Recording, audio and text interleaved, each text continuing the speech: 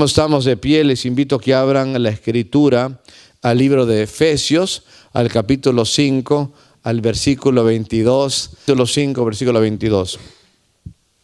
Las casadas estén sujetas a sus propios maridos como al Señor. Porque el marido es cabeza de la mujer, así como Cristo es cabeza de la iglesia, la cual es su cuerpo y Él es su Salvador. Así que como la iglesia está sujeta a Cristo, así también las casadas lo estén a sus maridos en todo.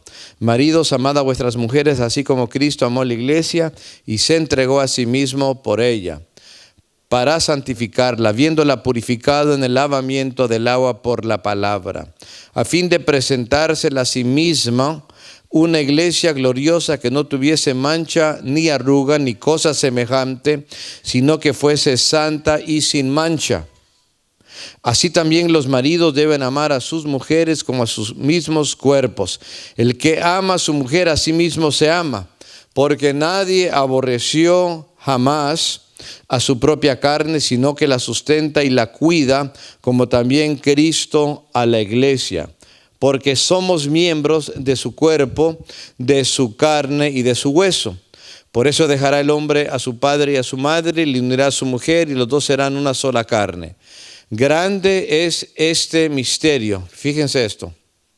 Mas yo digo esto respecto de Cristo y de la iglesia. Amén. Tome su lugar. Amén.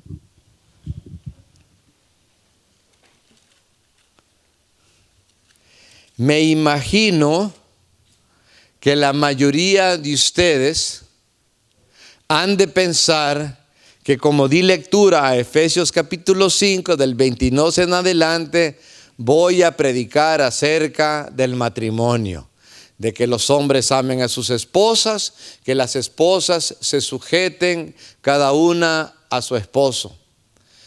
Pero no voy a predicar de eso. Voy a predicar acerca de la iglesia. Por eso les dije que tuvieran atención al versículo 32, donde dice: grande es este misterio, mas yo digo esto respecto de Cristo y de la iglesia.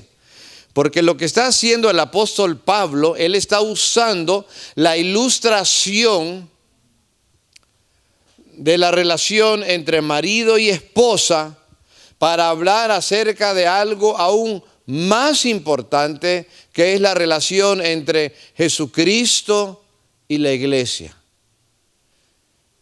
La relación marido-esposa es una ilustración, ilustra algo más trascendente, porque el matrimonio, por más importante que sea, y sí lo es, solamente es para la vida aquí en la tierra, ¿verdad? Pero hermanos, allá en el cielo habrán unas bodas. Es la boda entre Jesucristo y su novia, la cual es la iglesia.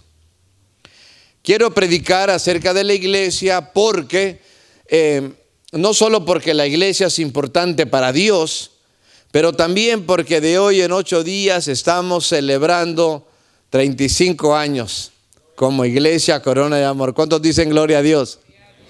Dios es bueno. Eso fue desde la primera reunión, el primer estudio bíblico, estuvimos 2 o 3 por ahí, ¿verdad? Y ahora aquí estamos 35 años después. Muchas almas se han entregado, muchas han sido bautizadas. Bueno, Dios ha hecho mucho, eso lo veremos de hoy en 8 días, pero el día de hoy quiero que nosotros pensemos acerca de esto. ¿Qué es lo que Dios dice acerca de la iglesia? Porque hoy en día hay mucha gente que no ve de manera favorable a la iglesia. No tiene una opinión positiva acerca de la iglesia, así como lo tiene nuestro Dios Padre. Pero es importante que nosotros, que somos hijos del Padre, veamos lo que nuestro Padre Celestial dice acerca de la iglesia, para que nosotros también veamos de esa manera a la iglesia, de la manera que Dios la mire. Ahora hay muchas opiniones que circulan, tanto dentro de la iglesia como también fuera de la iglesia, acerca del tema de la iglesia. Qué triste aún darnos cuenta que aún hay cristianos que ven de manera negativa a la iglesia. Inclusive hay cristianos que se han retirado de la vida de la iglesia. Es decir, ya no asisten a alguna congregación y mucho menos, hermanos, están involucrados en alguna iglesia. Y a pesar de eso todavía se consideran cristianos. Hermanos, ese problema existió aún durante el tiempo de la iglesia primitiva, porque en la carta a los Hebreos, en el capítulo 10, el autor dice, no dejando de congregarse, como algunos tienen por costumbre, sino exhortándoos, y tanto más que veis que aquel día, el regreso de Cristo, que aquel día se acerca. Este problema existió desde aquel entonces, pero hoy en día, hermanos, se ha aumentado, se ha empeorado, y cada vez, hermanos, la iglesia en la sociedad es desvalorizada. Hermanos, una verdad muy central les quiero compartir. Dios ha creado la iglesia, es diseño de Dios, lo ha creado para que cada creyente sea un miembro activo, apoyando a establecer el cuerpo de Cristo aquí en la tierra, con el fin de alcanzar a un mundo que está enfermo y que está perdido. Esto es lo que Dios tiene en mente. Si preguntamos hoy en Estados Unidos a cualquier persona qué opinan acerca de la iglesia, recibiremos un sinnúmero de respuestas. Hay mucha confusión. La iglesia se ha hecho muy secularizada. La iglesia, en vez de ser distinta a la sociedad, en muchos casos, se ha hecho imitador de lo que hay en el mundo. Y eso, aunque Dios dice que nosotros debemos ser imitadores de Dios. Tristemente, la gente en el mundo, muchos, no ven bien a la iglesia. Ya no consideran como algo importante ser miembro de una congregación cristiana.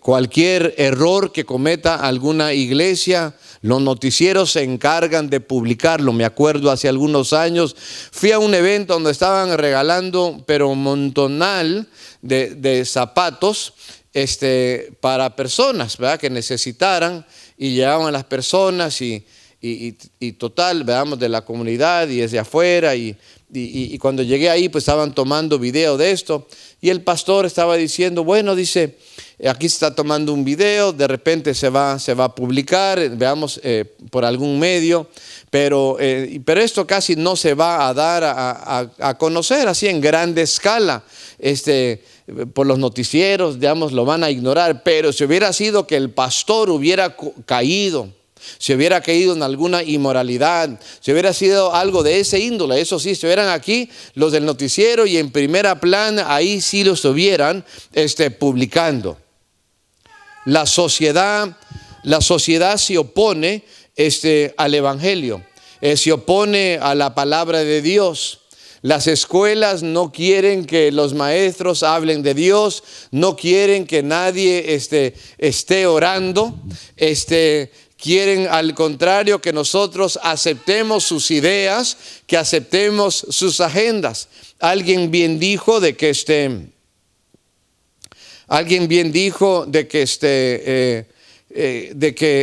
que la iglesia pues es la última institución aquí en la tierra que se opone a toda esta confusión y adoctrinamiento que enseñan algunos de que un muchacho, pues si se quiere sentir que es muchacha, pues nada más lo dice y ya, ¿verdad? Y viceversa, ¿verdad?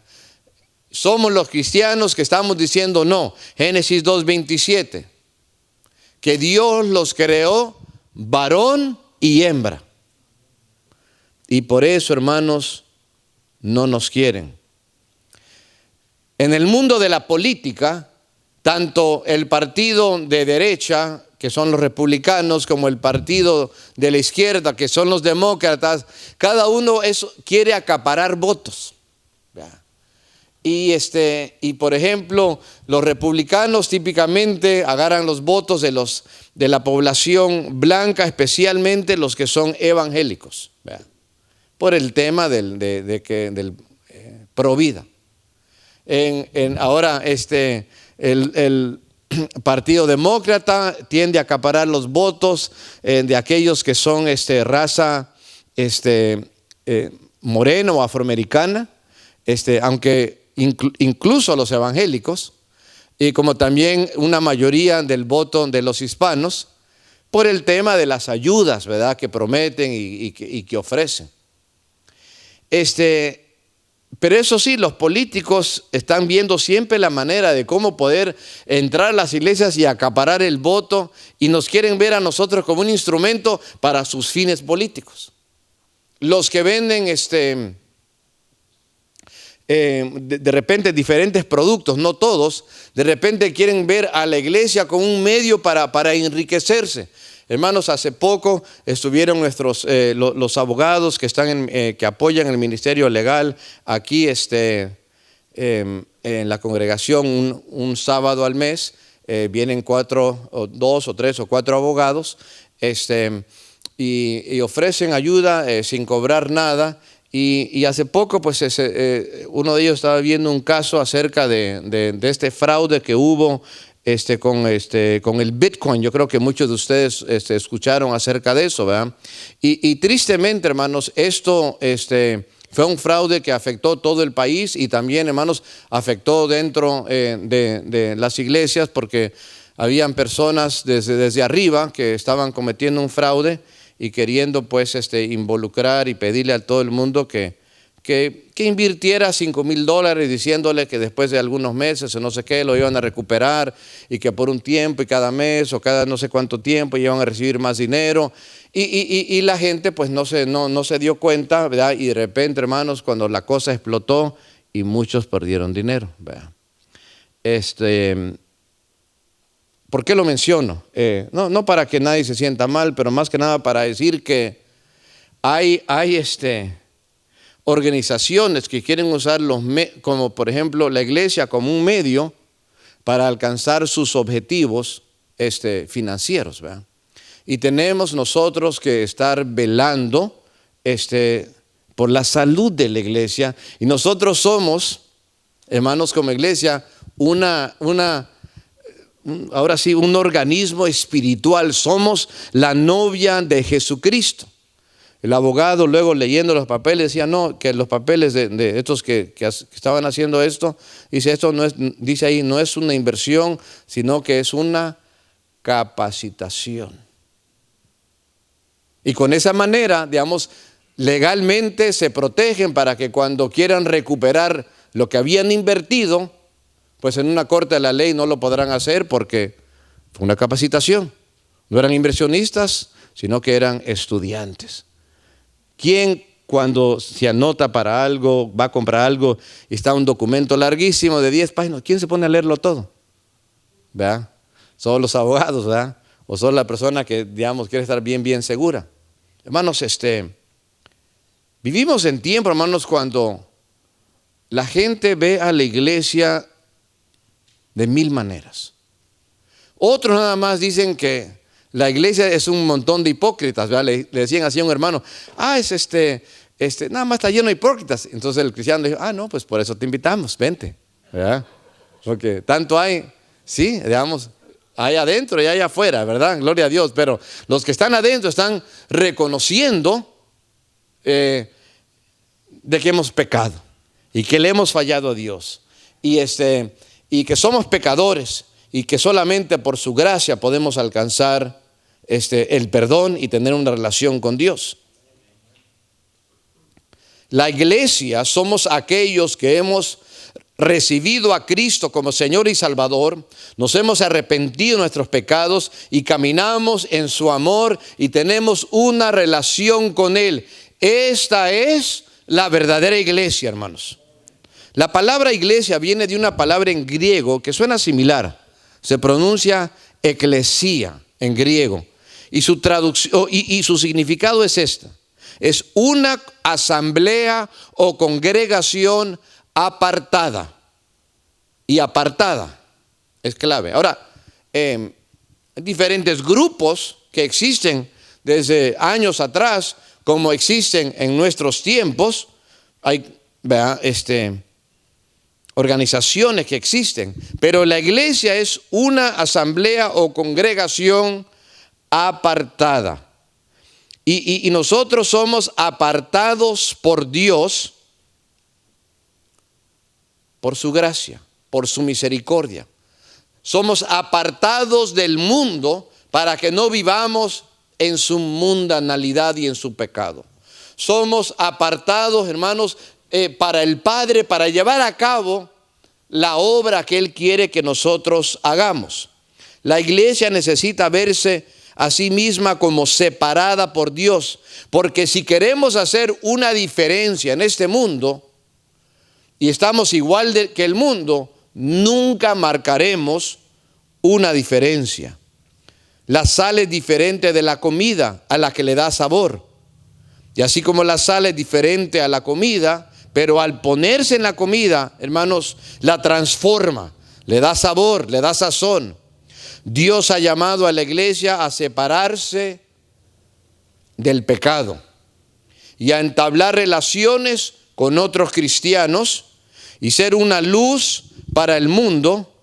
Dios nos dice en 2 de Corintios capítulo 6 y versículo 17 lo siguiente: salid de en medio de ellos, dice el Señor, y no toquéis lo inmundo, y yo os recibiré como hijos e hijas. Podemos tener quizás alguna amistad con alguna persona que no es cristiana, pero tenemos que tener bien claro que nosotros somos hijos de la luz. Y si realmente son nuestros amigos, lo mejor que podemos hacer para con ellos es ¿qué cosa? Es presentarles a aquel que tanto los ama, que dio su vida, que murió en la cruz por sus pecados. Eso es ser un verdadero amigo, aleluya. Pero la pregunta que debemos de contestar en esta predicación es esta: ¿qué dice Dios acerca de la iglesia? Porque el mundo dice un montón de cosas. En estos tiempos se está luchando con esto de que dicen que la iglesia está obsoleta, ¿verdad? De repente usted tiene un número telefónico, un email, lo dejó de usar y lo cambia. Es obsoleto ese número, ya no sirve para nada. Hermanos, los padres de familia están preocupados de que sus hijos, llegando a los 18, de 21 años de edad, ya no quieren llegar a la iglesia, ya no quieren buscar a Dios, aunque crecieron toda la vida en una congregación cristiana. Y hay jóvenes que se apartan, ¿verdad? Pero lo bueno también que hay otros jóvenes que quizás no crecieron en un hogar cristiano, que se convierten, gloria a Dios. Ese fue el caso mío, a los 19 me convertí. Y qué raro para mí ir a la universidad y ver muchachos que llegaban ahí, hermanos, y algunos que venían de hogares cristianos, ya no querían buscar de Dios. Y yo me rascaba ¿cómo puede ser si yo apenas me convertí? Yo digamos, regresa a Dios, busca de Dios, ¿verdad? Bendito sea el nombre de Dios. El mundo le dice a nuestros jóvenes: la iglesia está anticuada, la iglesia está aburrida, la iglesia está obsoleta. El mundo solamente hace énfasis con nuestros jóvenes y nada más cuando tengas 18 años. Cuando tengas 18 años, pues puedes hacer lo que quieras y no le tienes que decir nada a tus papás. Ahora, yo entiendo que un muchacho y una muchacha deben de aprender a ser independientes, eso es parte de la ley de la vida. No puede un muchacho, digamos, toda la vida estar como viviendo como hijo de casa. Yo sé que debe de salir, etcétera, hermanos, pero todo a su tiempo. ¿Cuál fue mi sorpresa? Aunque ya lo sabía, pero de la manera que nos dijeron cuando llevé a mi hijo el primer día que iba a estudiar en la universidad, y alguien por ahí preguntó que cuándo íbamos a ver las calificaciones de nuestros hijos, digamos, que están yendo a la universidad, para ver, pues para asegurarnos que están estudiando. Y la respuesta de los dirigentes eran: no, eso no lo van a ver, eso lo ven los estudiantes que ya son mayores de edad. Ah, sí, pero el dinero que pagan los padres para que estudien los hijos, eso sí lo reciben. Eso sí lo reciben. Pero mandarlos las calificaciones, eso no las quieren mandar, ¿verdad? O sí, a menos que el muchacho de 18 años, a quien se le pague, se le apoya, ¿verdad?, firme un documento que diga: doy permiso. Oh, ahora los hijos son los que dan permiso, ¿verdad? ¿Verdad? Oh, pero si de repente cambian de parecer, entonces pueden cancelar esa firma y decir: siempre no. ¿Verdad? Digamos, como que la cosa está media confusa, ¿verdad? Está confuso, ¿verdad? Y yo estoy a favor de que nuestros hijos, pues yo sé, tienen alas, deben de volar, hermanos, pero le digo una cosa, hermanos. Pero en medio de todo eso también está todo eso. ¿No sabes qué? Eso de religión, eso de ser cristiano, eso de que eso es para tus padres, eso es para los viejos. Eso, digamos, pero tú estás joven, cuidado. Porque así el mundo también ataca a nuestros jóvenes y ataca a la iglesia.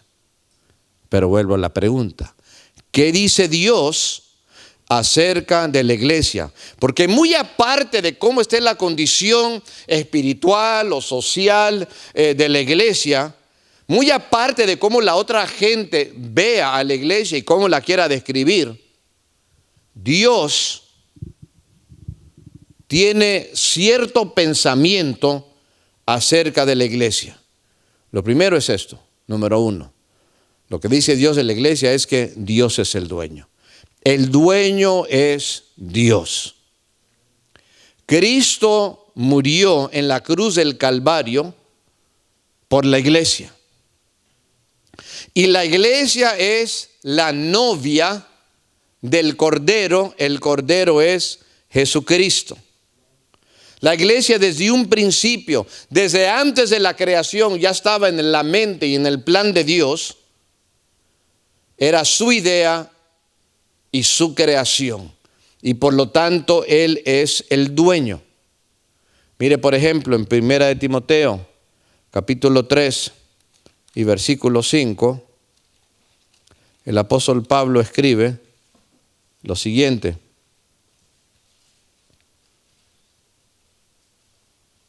esto es una palabra a los pastores y a los ancianos.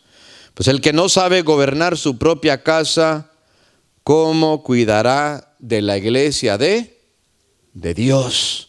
Porque la iglesia le pertenece a Él. Vea. Ahora el capítulo 3, versículo 15. Pablo le está escribiendo a Timoteo y le dice, bueno, desde el 14: esto te escribo aunque tengo la esperanza de ir pronto a verte, para que si tardo sepas, le dice a Timoteo, cómo debes conducirte en la casa de Dios. Le está explicando el apóstol Pablo a un pastor joven llamado Timoteo, que sepas cómo conducirte en la casa de Dios, que es la iglesia ¿de quién? Del Dios viviente, columna y baluarte de la verdad. Y aunque una iglesia diga, ¿sabe qué? Pues aquí pues la propiedad está a nombre de la iglesia. Pero ¿sabe qué? La propiedad también es de Dios. Si hay algo en el banco, también es de Dios. Y Dios es el dueño de las personas, porque aparte de Dios, lo más importante en la iglesia son las personas. Gloria a Dios. Porque Dios murió por el ser humano, aleluya, y nos hemos convertido, bendito sea su nombre. Y Él es nuestro dueño. Somos su posesión exclusiva. Hermanos, ¿cuántas iglesias han sido heridas por personas que se sienten dueñas de las iglesias? Yo no estoy de acuerdo con esta doctrina que ha venido hace algunos años, hablan acerca de los 5 ministerios y se van a Efesios capítulo 4, donde habla de apóstoles y de profetas, pastores, maestros, evangelistas. Yo sé que esos ministerios son ministerios bíblicos, pero los apóstoles y los profetas fueron ministerios cuando la iglesia fue fundada. Pero algunos quieren estar diciendo que los apóstoles siguen hoy, ¿verdad? Y eso que no cumplen con los requisitos que están en el libro de los Hechos, donde dice que tienen que haber visto a Cristo, ¿verdad? Durante su ministerio, tendrían que haberlo crucificado y resucitado y todo eso. Y aunque no cumplen, digamos, quieren andar diciendo que son apóstoles. Pero bueno, entonces no estoy de acuerdo por diferentes razones. No creo que es bíblico de que hoy hay apóstoles modernos. Pero le voy a decir una cosa, hermanos. Es muy común en las iglesias donde hay apóstoles modernos, y digo apóstoles entre comillas, que muchas veces manejan la iglesia como que fueran dueños. Como que este es su negocio, como que vienen y compran la propiedad y edifican un templo, pero ponen el templo, ¿sabe a nombre de quién? De ellos. Yo les digo aquí, ese templo y esta propiedad no está a mi nombre, está a nombre de la iglesia Corona de Amor. Aleluya. Yo me muero, es lo de menos. La iglesia sigue adelante. Alabado sea el nombre de Dios. Pero muchas veces, hermanos, estos apóstoles lo hacen de esa manera. Son los apóstoles, lo manejan casi como sin tomar en cuenta la congregación.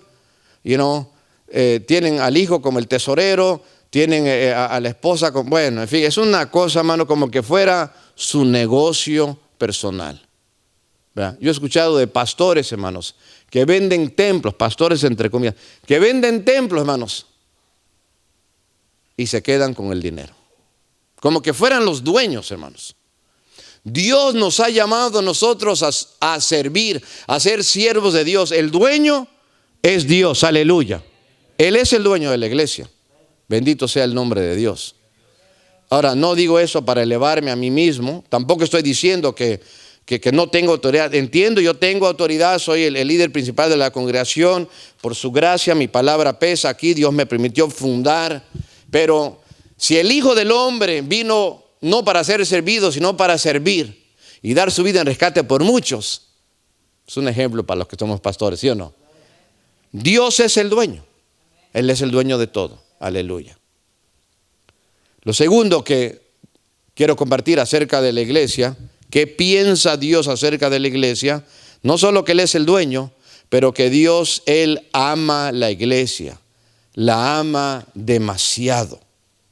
En Efesios 5, versículo 25, habíamos leído lo siguiente: maridos, amad a vuestras esposas, así como Cristo amó a la iglesia y se entregó a sí mismo por ella.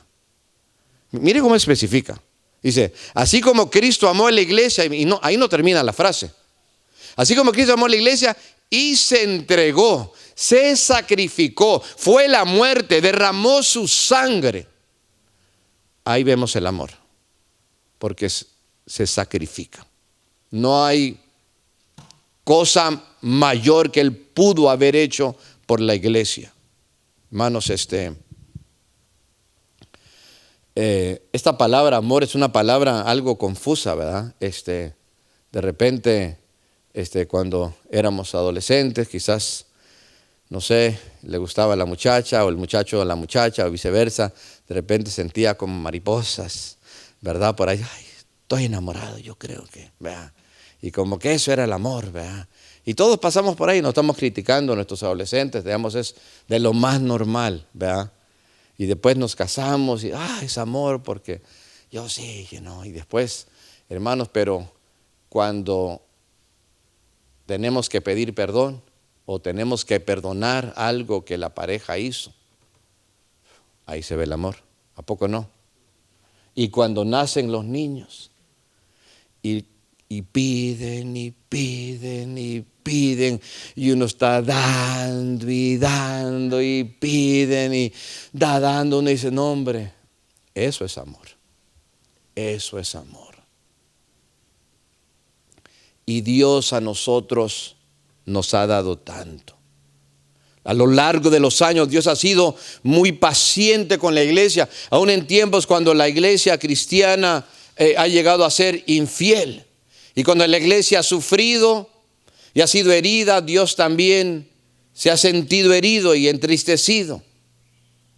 Y a pesar de eso, Dios está comprometido a proteger a la iglesia.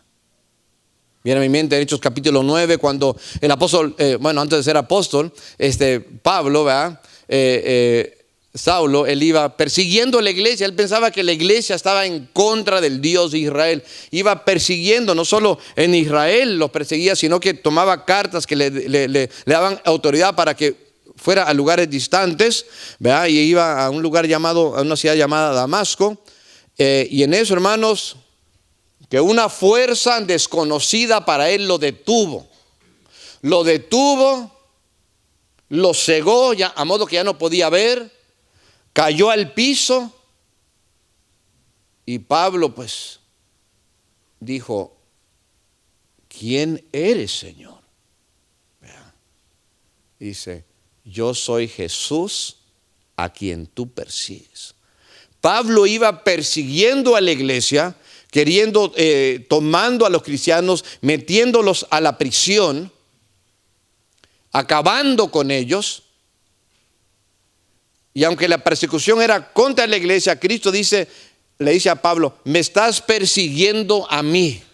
Si lo estás haciendo en la iglesia, me lo estás haciendo a mí. Es como si papá o mamá dijeran: si le haces algo a mis hijos, es como que me lo estás haciendo a mí.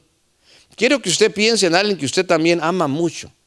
Pueden ser los hijos, ¿verdad? Es lógico. Una ilustración, quizás para que me entiendan los más jóvenes, los que todavía no tienen hijos, quizás sería la mamá, y más en la cultura hispana, en cualquier cultura, en la cultura hispana. Nosotros siempre estamos para defender la reputación y el buen nombre de nuestra mamá, ¿verdad? Y aún si en algún momento nuestra mamá quizás dijo algo indebido, algo, siempre la defenderemos, nuestra mamá, veamos, es nuestra mamá. Y yo me acuerdo en el mundo cuando estábamos ahí y de repente si entre muchachos como que ya la cosa estaba agresiva, como que ya nos íbamos a pelear o algo por el estilo, digamos, ya cuando alguien ofendía a la mamá de uno, ya era cuando ya, hermanos, soltaban ya el primer puñetazo o trancazo, porque eso era algo como que nadie lo aguanta, ¿verdad? Gracias a Dios ya nos convertimos, ¿verdad? Ya, ¿verdad?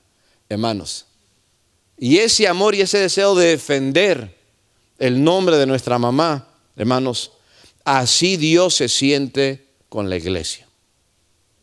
Dios la protege, Dios la ama, Dios haría cualquier cosa por la iglesia, es más, entregó a su único hijo. Y por eso es bien triste cuando un cristiano habla ligeramente de la iglesia y dice cualquier cosa, la iglesia, los evangélicos. Que mire que hacen eso y que no sé qué tanto. Te estás metiendo con la novia de Jesucristo. Te estás metiendo con el grupo de personas quien Dios más ama. Ten cuidado, vea, ten cuidado.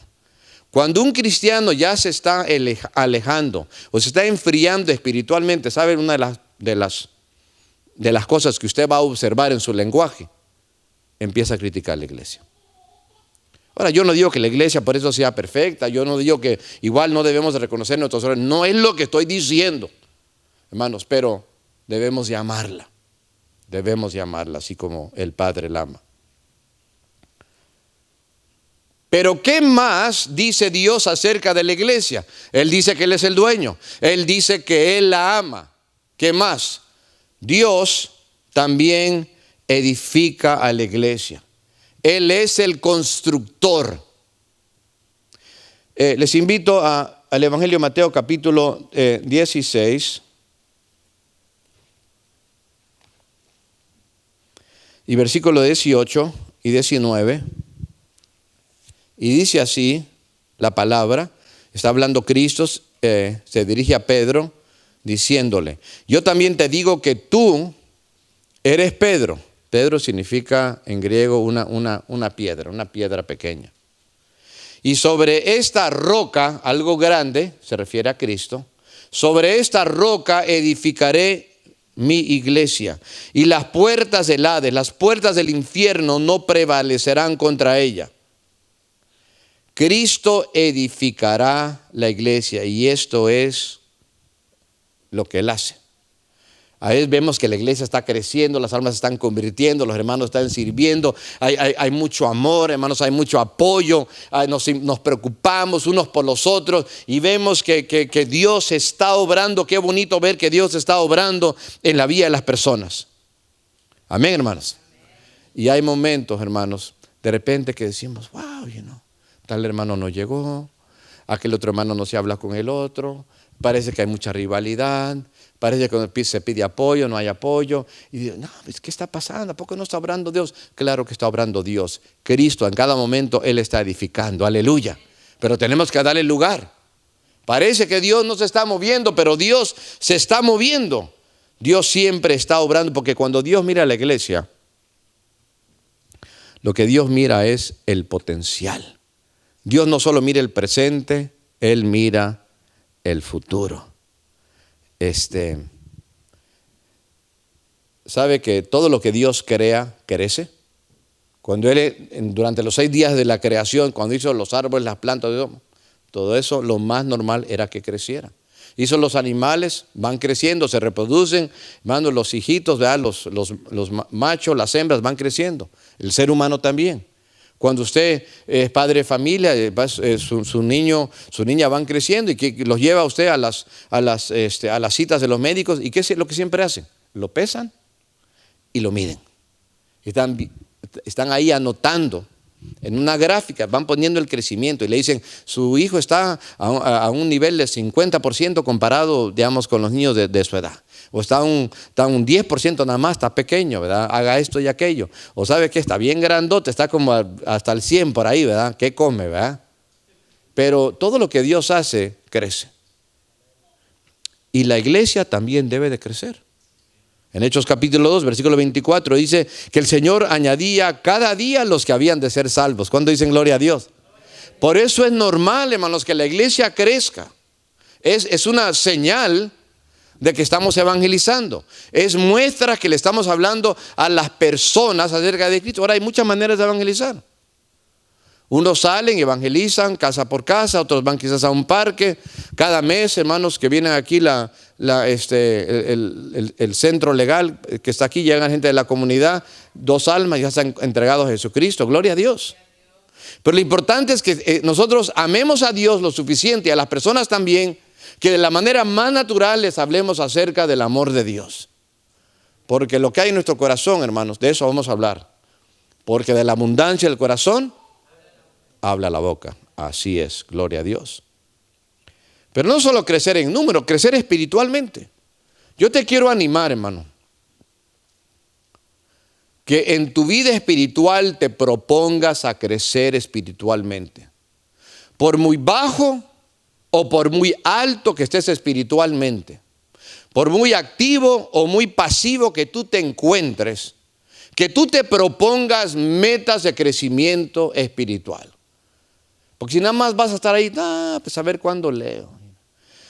Pues a ver, voy a llegar, si me da la gana voy a llegar al culto. Si no, pues es que está buenísima la novela, ¿verdad? Proponte metas. No solo de llegar a los cultos, hermanos, pero de abrir la Biblia, de alimentarte de ella, de pasar tiempo con Dios en oración.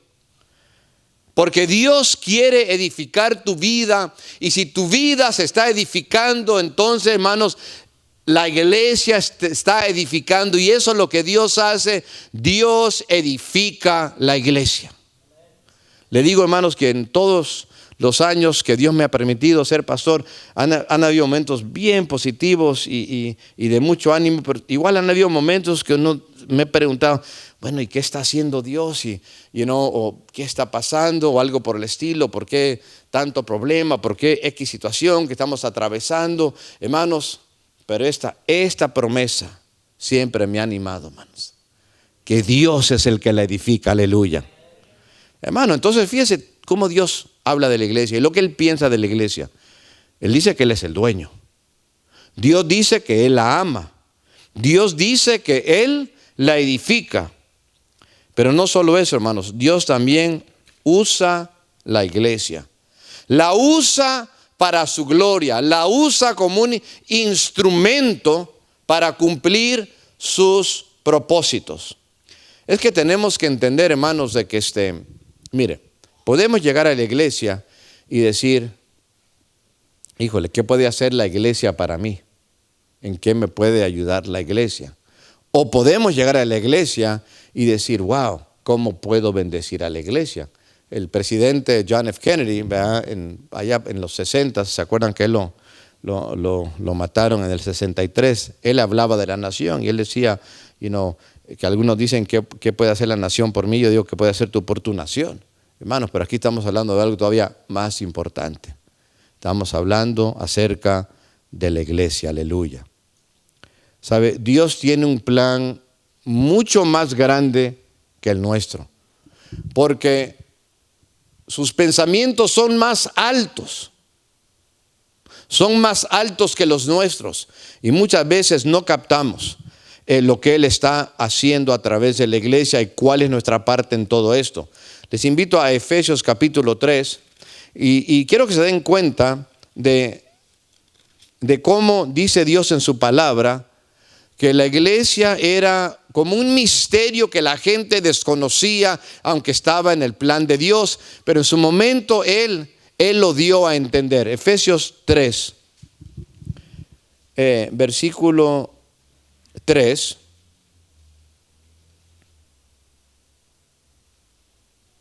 Dice que por revelación me fue declarado el misterio. Vamos a ver cómo se repite esta palabra misterio. Como antes lo he escrito brevemente, leyendo lo cual podéis entender cuál sea mi conocimiento con el misterio de Cristo. Misterio que en otras generaciones no se dio a conocer a los hijos de los hombres, como ahora es revelada a todos sus santos apóstoles y profetas por el Espíritu. ¿Cuál es ese misterio? 4 veces se usa esa palabra. Que había un misterio que nadie entendía, pero después Dios se lo comparte al apóstol Pablo, se lo comparte a los apóstoles y los profetas en estos últimos tiempos. ¿Cuál es ese misterio? No es otra cosa sino la iglesia. Porque Israel, hermanos, los seguidores de Dios no captaban esto. Pero es algo tan grandioso que Dios en su sabiduría, hermanos, lo había planeado. Ahora brinquemos al versículo, vamos al 8. Dice, a mí, dice Pablo, que soy menos que el más pequeño de todos los santos, me fue dada esta gracia de anunciar entre los gentiles. Los gentiles son todos los que no son israelitas. Ahí vamos nosotros. Anunciar entre los gentiles el evangelio de las inescrutables riquezas de Cristo y de aclarar cuál sea la dispensación. Dispensación significa el tiempo. Cuál sea la dispensación del misterio escondido desde los siglos en Dios, que creó todas las cosas, para que la multiforme sabiduría de Dios sea ahora dada a conocer. ¿Sabes cuál es ese misterio? El misterio que estaba escondido, que Cristo le compartió a los apóstoles, a los profetas, y ahora a Pablo, es la iglesia. Y ahora que ha llegado, estamos en los últimos tiempos, Dios desde el Nuevo Testamento la dio a conocer. ¿Para qué? Ahí va lo importante, versículo 10. ¿Para qué? Versículo 10. Para que la sabiduría de Dios sea ahora dada a conocer. Como que Dios dice, wow, este es el misterio que he planeado, y todos van a decir, wow, nunca lo hubiéramos pensado. Esto es demasiada sabiduría. Solo Dios. Dice, para que esa sabiduría, dice, fue dado a conocer por medio de la iglesia a los principados y potestades en los lugares celestiales. ¿Quiénes son los principados y las potestades? Los mismos demonios. Como que Dios le da a conocer a todo el mundo, y aún se dan cuenta los demonios de la gran sabiduría de Dios en crear la iglesia. Hermanos, de veras de que Dios quiere usar la iglesia para que nosotros declaremos el evangelio. Para eso estamos nosotros. Dios no nos ha salvado solamente para que lleguemos al culto cada domingo, aunque debemos de llegar y es triste cuando no llegamos, pero Dios no solo quiere eso, Él quiere que también usarnos para que su palabra se extienda, para que demos a conocer el glorioso evangelio. ¿Cuántos están de acuerdo? Entonces Dios usa a la iglesia. Pero no solo eso. Y con esta verdad voy a terminar el tema. ¿Qué más dice Dios acerca de la iglesia? Dios dice que Él viene por la iglesia. Él viene otra vez por la iglesia. Aleluya.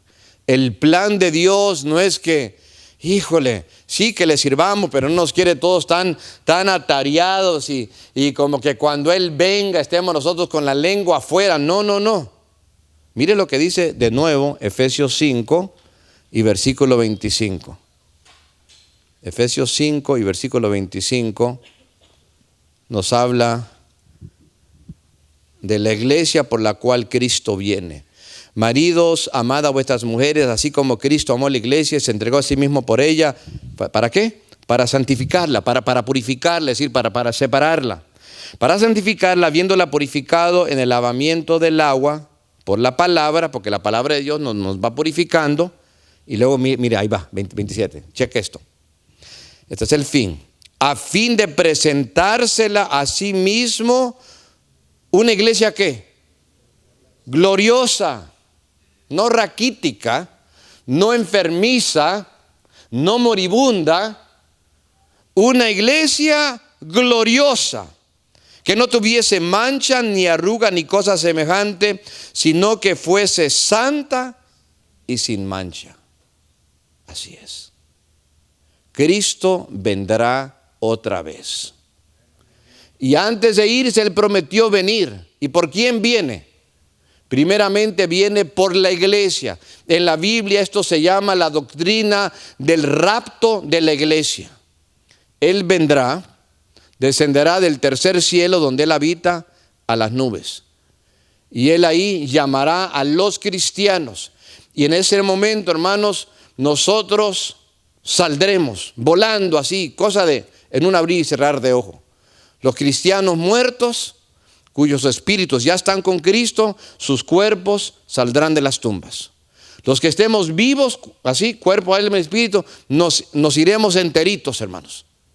Es el rapto de la iglesia. La Biblia dice que eso puede suceder en cualquier momento. Y cuando eso suceda, hermanos, será cuando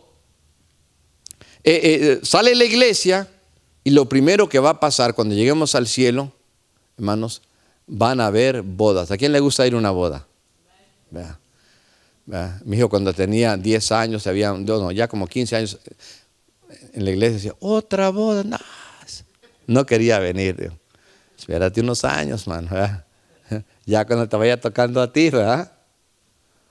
Bueno, hermanos, pero Dios, ¿verdad? O Jesucristo como novio espera con grandes ansias ese día cuando venga su novia, una iglesia gloriosa, sin mancha, no porque sea perfecta y la iglesia peca y todo, pero la sangre de Cristo nos cubre y nos vamos santificando, ¿verdad?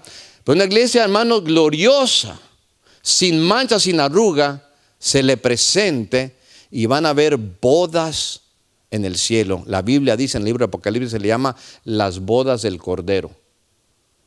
Las bodas hebreas duraban 7 días. Estas bodas van a durar 7 años, aleluya. Mientras que aquí en la tierra reinará un líder político que la Biblia lo llama el anticristo o la bestia. Tendrá su ayudante, un líder religioso llamado el falso profeta, y el líder que va a manejarlos va a ser el mismo Satanás. 7 años de tribulación. Pero quiero regresar a las bodas del Cordero. Tengo una lista de todos los que he casado. Son más de 50 parejas ya. Ahí los tengo por nombre y apellido y fecha y cuál fue el pasaje que prediqué y de vez en cuando lo miro. y varios de ustedes he tenido el privilegio de casarlos. Pero hay algo en la boda, hay varios momentos que me encanta cuando es el momento que hacen sus votos, pero me encanta el momento cuando entra la novia. Y muchas veces está por ahí nuestro hermano Nacho, ahí ya en el piano, está aquí el novio, estoy a su lado, y la novia está ahí a punto de entrar y empieza el hermano Nacho, ta ta ta tan, ta ta ta tan, ta ta ta tan, y todos se ponen de pie, ¿verdad? Y yo estoy mirando a la novia y estoy mirando al novio, y el novio siempre está como que los ojos se le salen, man.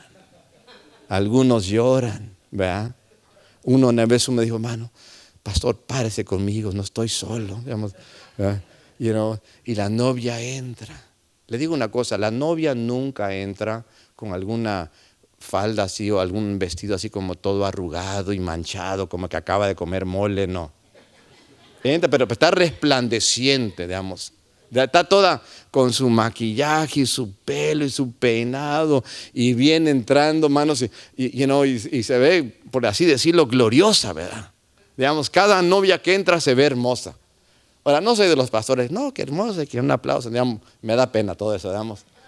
Hermosa solo le digo a mi esposa, ¿verdad? Vea. Pero le digo una cosa, y a mis hijas, ¿verdad?